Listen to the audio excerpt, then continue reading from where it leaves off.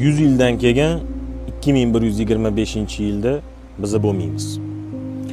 Bizani o'sha yaqin insonlarning oldiga olib borib qo'yishadi yerga.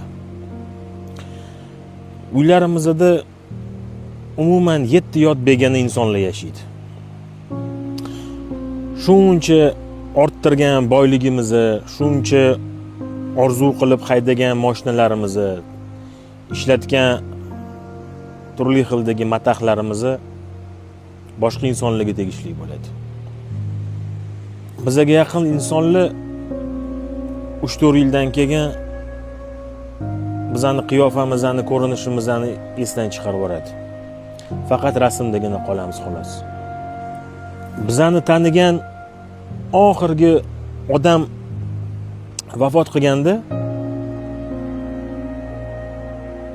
boshqa hech kimni xotirasida, miyasida ham biz qolmaymiz o'sha.